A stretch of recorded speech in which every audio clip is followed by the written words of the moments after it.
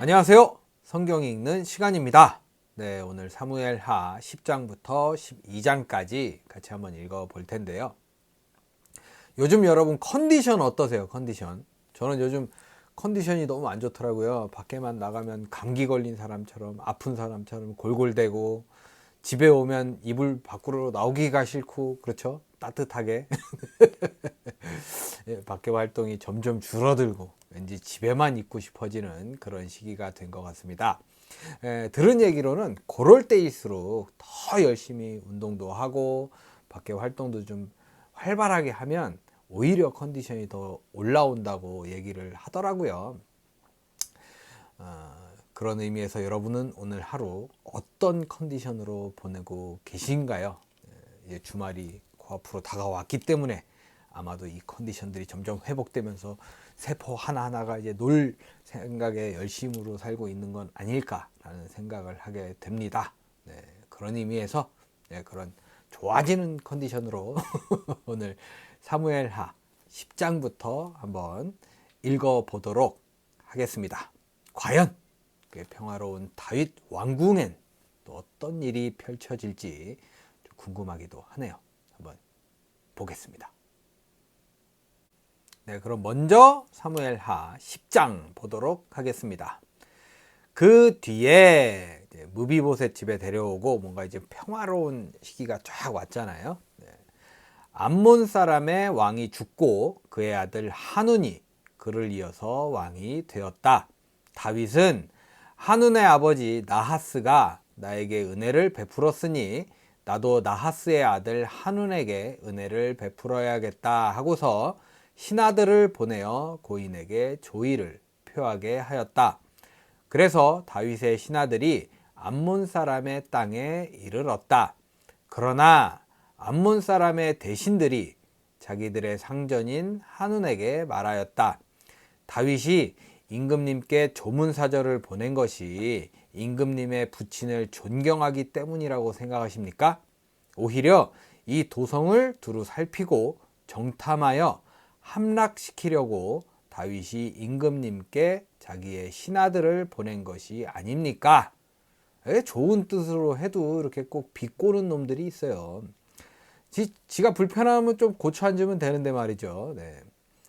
그래서 한우는 다윗의 신하들을 붙잡아서 그들의 한쪽 수염을 깎고 입은 옷 가운데를 도려내어 양쪽 엉덩이가 드러나게 해서 돌려보냈다.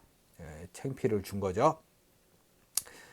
이러면 안 될 것 같은데요. 네. 사람들은 이 일을 다윗에게 알렸다. 조문사절이 너무나도 수치스러운 일을 당하였으므로 다윗 왕은 사람을 보내어 그들을 맞으며 수염이 다시 자랄 때까지 여리고에 머물러 있다가 수염이 다 자란 다음에 돌아오라고 하였다. 암몬 사람들은 자기들이 다윗에게 미움을 사게 된 줄을 알았다. 암몬 사람들은 사람을 보내어서 벳르홉의 시리아 사람과 소바의 시리아 사람에게서 보병 2만 명과 마아가의 왕에게서 1000명과 돕 사람들에게서 12,000명을 용병으로 고용하였다. 이때도 용병 이런 제도가 있었네요.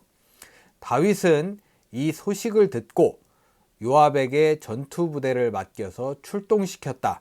암몬 사람도 나와서 성문 앞에서 전열을 갖추었으며 소바와 르홉의 시리아 사람들과 돕과 마아가의 용병들도 각각 들녘에서 전열을 갖추었다.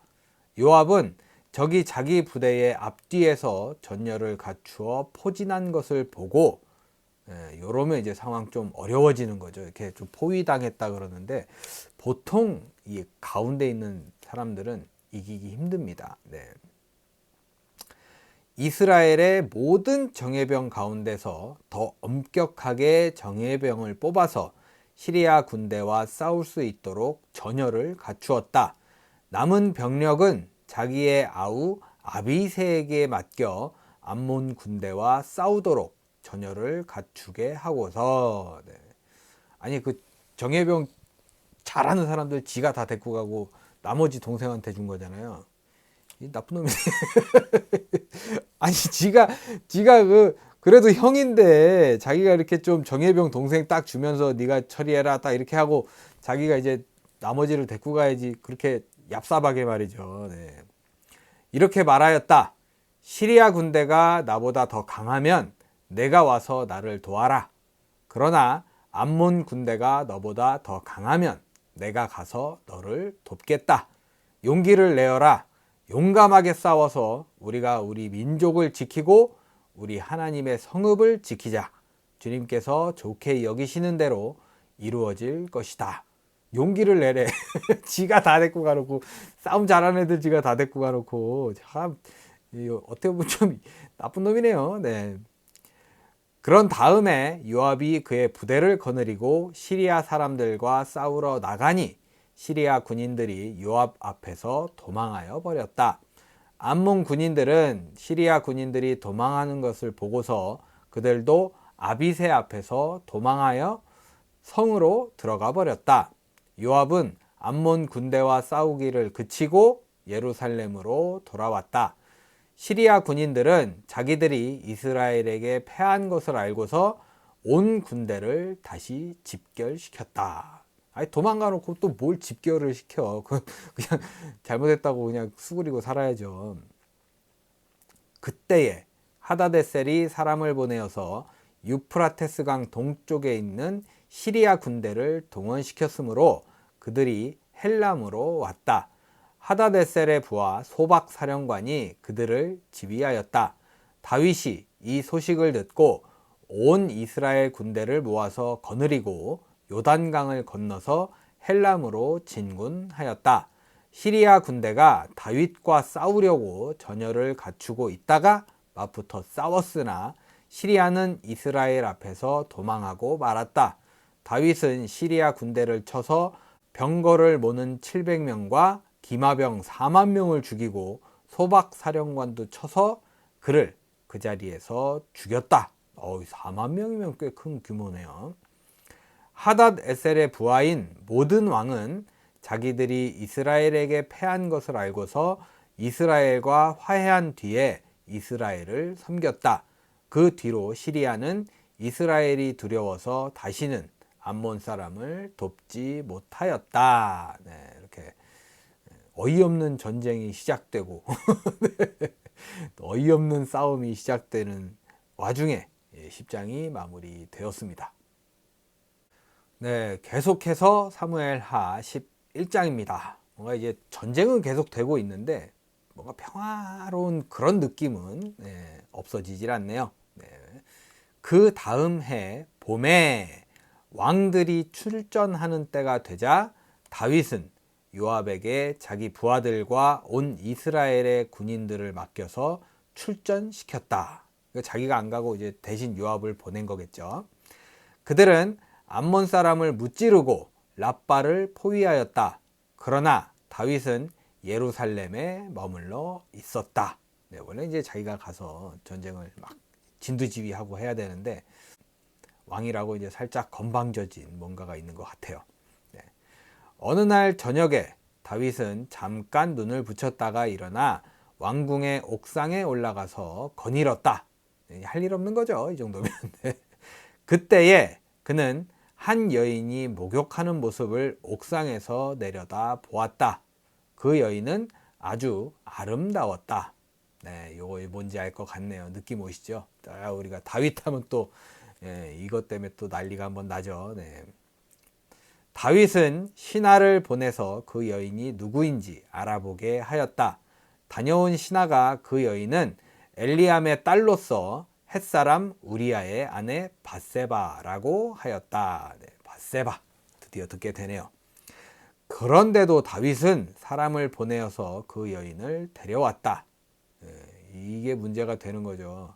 그런데도 뻔히 알면서 밧세바가 다윗에게로 오니 다윗은 그 여인과 정을 통하였다.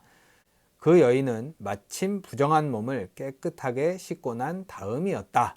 이게 뭔 상관이 있는지 모르겠지만 아무튼 죄를 짓고 말았어요. 그런 다음에 밧세바는 다시 자기의 집으로 돌아갔다. 얼마 뒤에 그 여인은 자기가 임신한 것을 알고 다윗에게 사람을 보내서 자기가 임신하였다는 사실을 알렸다. 다윗이 그 소식을 듣고는 요압에게 전가를 보내서 햇사람 우리야를 왕궁으로 보내게 하였다. 잘못을 막 빌려고 하는 거겠죠. 아무래도 아닌 줄 알지만 또 이렇게 얘기하는 거예요. 또 그래야지 사람이니까. 네, 양심은 있어야죠. 요압이 우리야를 다윗에게 보내니 우리야가 다윗에게로 왔다. 다윗은 요압의 안부와 군인들의 안부를 묻고 싸움터의 형편도 물었다. 괜히 헛소리 하는 거예요. 네. 예, 막 이렇게 돌려 말하는 게 뭐 좀 괜찮아? 막 이런 느낌. 네. 싸움은 어땠어? 뭐 전쟁이 좀 어렵지 않았나? 뭐 괜히 물어보는 거예요. 평소에 뭐 안면도 안 텄던 사람인데. 그런 다음에 다윗은 우리야에게 말하였다. 이제 그대의 집으로 내려가서 목욕을 하고 쉬어라. 우리야가 어전에서 물러가니 왕은 먹을 것을 함께 딸려서 보냈다. 네, 이게 목적인 거죠. 너 집에 가. 이제 집에 가서 아내랑 동침도 하고 그래라. 이런 나쁜 생각을 하는 거지. 현대에서도 이러면 안 되는데. 그러나 우리야는 자기 상전의 종들과 함께 대궐 문간에서 누워서 자고 자기 집으로는 내려가지 않았다. 날벼락이죠. 자, 계획대로 안 돼요. 다윗은 우리야가 자기 집으로 내려가지 않았다는 말을 듣고 원정길에서 돌아왔는데 왜 집으로 내려가지 않는지를 우리야에게 물었다. 평소에 이걸 물어봤겠냐고요. 우리야를 알지도 못했을 텐데 어떻게 보면. 우리야가 다윗에게 대답하였다. 언약궤와 이스라엘과 유다가 모두 장막을 치고 지내며 저의 상관이신 요압 장군과 임금님의 모든 신하가 벌판에서 진을 치고 있습니다. 그런데 어찌 저만 홀로 집으로 돌아가서 먹고 마시고 나의 아내와 잠자리를 같이 할 수가 있겠습니까? 임금님이 확실히 살아계심과 또 임금님의 생명을 걸고 맹세합니다. 그런 일은 제가 하지 않겠습니다. 걸어도 왜 임금님의 생명을 걸까요? 참 웃기네요. 다윗이 우리야에게 말하였다. 그렇다면 오늘은 날도 저물었으니 여기에서 지내도록 하여라. 그러나 내일은 내가 너를 보내겠다. 그리하여 우리야는 그날 밤을 예루살렘에서 묵었다. 그 다음날 다윗이 그를 불러다가 자기 앞에서 먹고 마시고 취하게 하였다. 그러나 저녁 때에 그는 여전히 왕의 신하들과 함께 잠자리에 들고 자기 집으로는 내려가지 않았다. 네, 술 좀 많이 취하면은 사람이 이제 집에도 가고 할 줄 알았나 봐요. 우직하네요, 우리야가. 다음 날 아침에 다윗은 요압에게 편지를 써서 우리야의 편에 보냈다. 다윗은 그 편지에 다음과 같이 썼다. 너희는 우리야를 전투가 가장 치열한 전선으로 앞세우고 나아갔다가 너희만 그의 뒤로 물러나서 그가 맞아서 죽게 하여라. 나쁜 사람.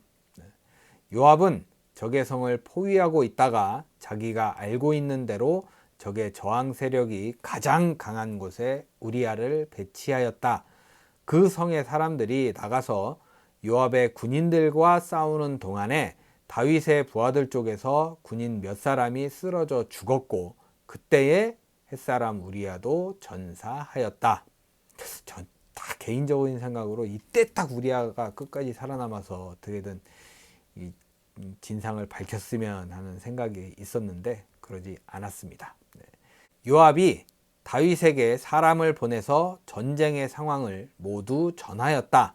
요압은 전령에게 이렇게 지시하였다. 내가 이번 전쟁의 상황을 모두 임금님께 말씀드리고 났을 때에 임금님이 화를 내시며 내게 말씀하시기를 너희가 왜 그토록 성에 가까이 가서 싸웠느냐? 적의 성벽 위에서 적병들이 활을 쏠 줄도 몰랐단 말이냐? 그렇죠. 이게 성 가까이서 싸우려면 근데 어쩔 수 없잖아요. 성을 이제 침략하기 위해서는 어쨌든 성으로 들어가야 되잖아요. 여룹베셋의 아들 아비멜렉을 누가 쳐서 죽였느냐? 어떤 여자가 성벽 위에서 그의 머리 위로 맷돌 윗짝을 던져서 그가 데베스에서 죽지 않았느냐. 네, 요거 이제 읽어본 기억이 딱 나더라고요. 네. 그런 것을 알면서 너희가 무엇 때문에 그토록 성벽에 가까이 갔느냐 하시면 너는 임금님의 부하 햇사람 우리아도 죽었습니다 하고 대답하여라. 전령이 떠나 다윗에게 이르러서 요압이 심부름을 보내면서 일러준 말을 모두 전하였다. 전령은 다윗에게 이렇게 말하였다. 우리의 적은 우리보다 강하였습니다. 적이 우리와 싸우려고 평지로 나왔으므로 우리는 적들을 성 안으로 밀어넣으려고 성문 가까이까지 적들을 밀어붙였습니다. 그때에 성벽 위에 있는 적들이 임금님의 부하들에게 활을 쏘았습니다. 그래서 임금님의 부하들 가운데서 몇 사람이 죽었고 임금님의 부하인 햇사람 우리아도 죽었습니다. 그러자 다윗이 전령에게 말하였다. 너는 요압에게 칼은 이 편도 죽이고 저 편도 죽이기 마련이니 이번 일로 조금도 걱정하지 말라고 전하여라.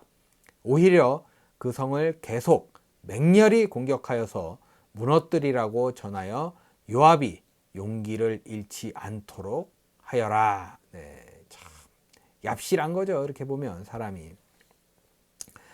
우리아의 아내는 우리아가 죽었다는 소식을 듣자 자기의 남편을 생각하여 슬피 울었다. 애도하는 기간이 지나니 다윗이 사람을 보내어서 그 여인을 왕궁으로 데려왔다. 그 여인은 이렇게 하여서 다윗의 아내가 되었고 그들 사이에서 아들이 태어났다. 그러나 주님께서 보시기에 다윗이 한 이번 일은 아주 악하였다. 네, 참. 알고 있는 내용인데도 읽으면 화딱지가 나네요. 네, 참 다윗 나쁜 사람. 네, 이렇게 해서 11장도 마무리되었습니다. 네, 끝으로 사무엘하 12장입니다. 사람이 참 죄를 짓고 사네요. 이렇게 보겠습니다. 주님께서 예언자 나단을 다윗에게 보내셨다. 나단은 다윗을 찾아와서 이런 이야기를 하였다. 어떤 성읍에 두 사람이 살았습니다. 한 사람은 부유하였고 한 사람은 가난하였습니다. 그 부자에게는 양과 소가 아주 많았습니다. 그러나 그 가난한 사람에게는 사다가 키우는 어린 암양 한 마리밖에는 아무것도 없었습니다. 그는 이 어린 양을 자기 집에서 길렀습니다. 그래서 그 어린 양은 그 아이들과 함께 자라났습니다. 어린 양은 주인이 먹는 음식을 함께 먹고 주인의 잔에 있는 것을 함께 마시고 주인의 품에 안겨서 함께 잤습니다. 그렇게 그 양은 주인의 딸과 같았습니다. 그런데 그 부자에게 나그네 한 사람이 찾아왔습니다. 그 부자는 자기를 찾아온 손님을 대접하는데 자기 양떼나 소떼에서는 한 마리도 잡기가 아까웠습니다. 그래서 그는 그 가난한 사람의 어린 암양을 빼앗아다가 자기를 찾아온 사람에게 대접하였습니다. 다윗은 그 부자가 못마땅하여 몹시 분개하면서 나단에게 말하였다. 주님께서 확실히 살아계심을 두고 맹세하지만 그런 일을 한 사람은 죽어야 마땅합니다. 또 그가 그런 일을 하면서도 불쌍히 여기는 마음이 전혀 없었으니 그는 마땅히 어린 암양을 4배로 갚아주어야 합니다. 나단이 다윗에게 말하였다. 임금님이 바로 그 사람입니다. 주 이스라엘의 하나님이 이렇게 말씀하십니다. 내가 너에게 기름을 부어서 이스라엘의 왕으로 삼았고 또 내가 사울의 손에서 너를 구하여 주었다.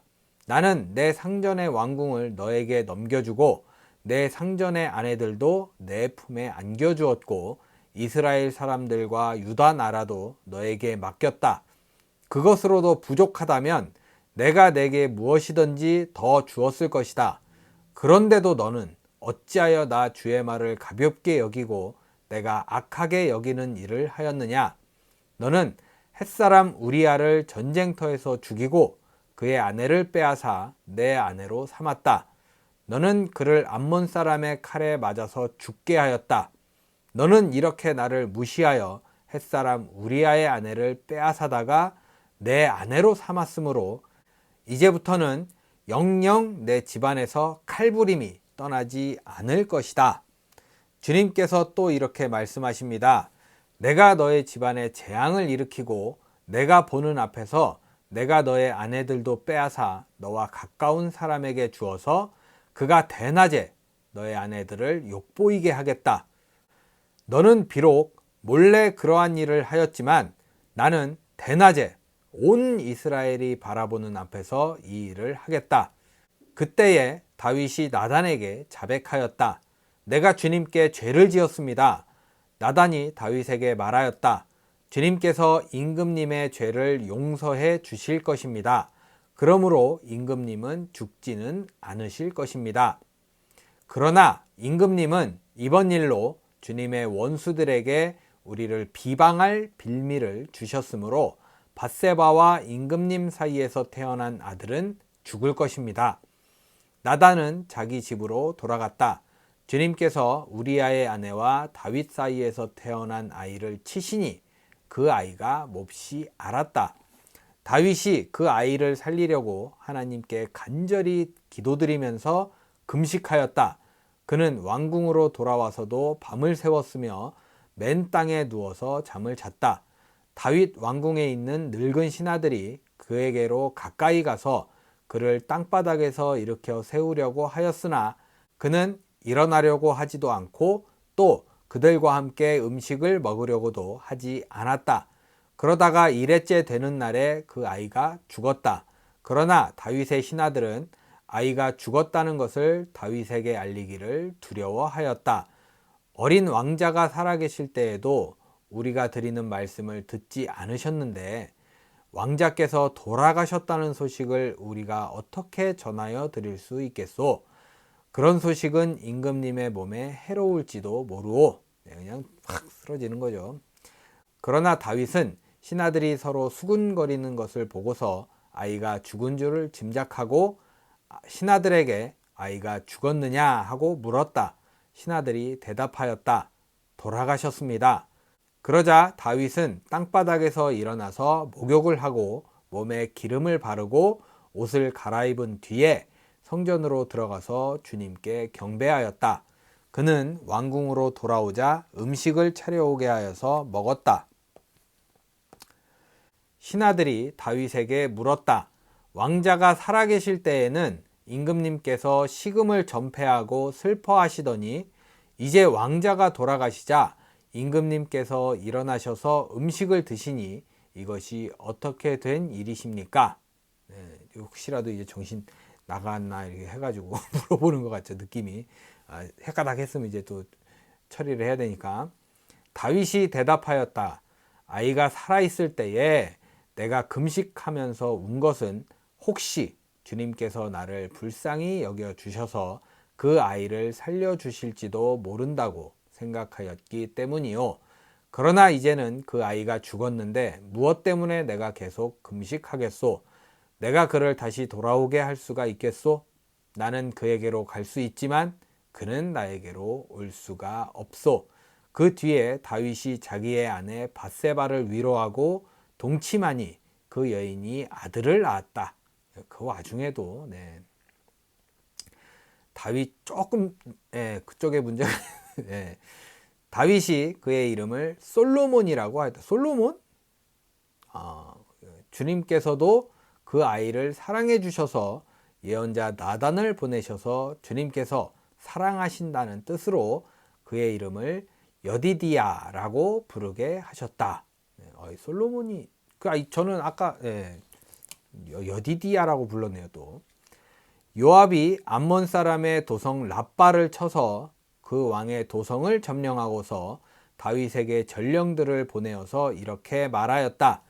제가 랍바를 치고 도성으로 들어가는 급수 지역을 점령하였습니다.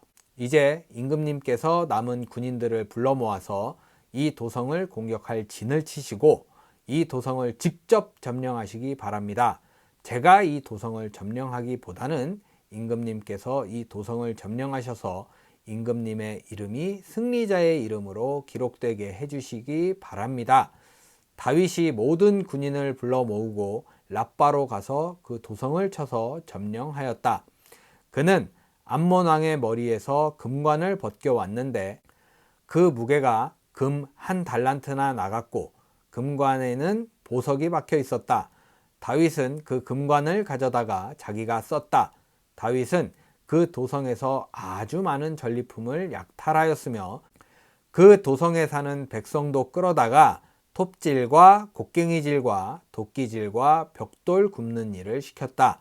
그는 암몬 사람의 모든 성읍에 이와 똑같이 한 뒤에 모든 군인을 거느리고 예루살렘으로 돌아왔다. 네. 이렇게 또 한 사건이 마무리가 되는 것 같습니다. 네, 이렇게 12장이 마무리됐습니다. 네, 이렇게 해서 오늘도 사무엘하 10장부터 12장까지 모두 읽어봤습니다. 네, 오늘 말씀 어떠셨나요? 네, 좀 짜증났죠? 저도. 다윗 이미지 좋았는데 이전까지, 그리고 평화롭게 잘 꾸려나가고 있다라고 생각을 했는데 한순간에 이렇게 사람이 쫙 무너지네요. 그전엔 좀 착하고 좋은 사람이다 막 이렇게 생각했는데 완전 나쁜 놈 됐잖아요. 그리고 1차에서 끝날 수 있었던 죄를 그냥 2차, 3차까지 끌어내리면서 아주 그냥 땅바닥으로 쭉 떨어지는 모습을 보게 됐습니다. 네. 죄라는 게 그런 것 같아요. 사람을 한순간에 바꿔놓을 수 있다니까요. 요즘 TV나 뉴스 보면 그런 얘기 많이 들으시지 않아요? 저 사람 좋은 사람인 줄 알았더니 완전 나쁜 놈이네. 이런 얘기 들어보셨잖아요. 네. 이게 죄 지으면 이렇게 한순간에 사람이 딱 바뀌더라고요. 보는 관점이 달라져서 그런지. 네. 저도 사실 보면 칭찬받고 싶거든요. 네, 좋은 얘기 듣고. 근데 이제 솔직히 말해서 사람들이, 대부분의 사람들이, 많은 사람들이 아니면 거의 다가 좋은 소리 듣고 싶잖아요. 욕 먹고 싶다. 나 너무 욕 먹고 싶어. 이런 사람 별로 없잖아요. 좀 본 적이 없었던 것 같긴 한데, 아무튼 그런 의미에서 오늘 하루만큼은 좀 이렇게 남들한테 욕 안 먹게. 아이고 항상 욕 안 먹는데 뭐 이렇게 말씀하시면 할 말은 없지만, 네, 오늘만큼은 그래도 좀 배려하는 마음에서 좀 양보할 줄도 알고 이렇게 좀 상냥할 수 있는 그런 하루가 되면 어떨까, 그런 생각이 듭니다. 이제 주말이라서 좀 마음이 좀 많이 평안해지고 넓어지잖아요, 우리가. 그걸 이용해서 오늘만큼은 양보하고 좀 이렇게 나눌 수 있는 그런 하루 어떨까라는 생각을 하게 됩니다. 네, 오늘 여러분 복된 하루 보내시고요. 오늘만큼은 넓은 마음으로 기분 좋게 하루 마무리 잘 하시기 바라겠습니다. 저는 내일 찾아뵙겠습니다. 오늘도 함께 해주셔서 감사합니다.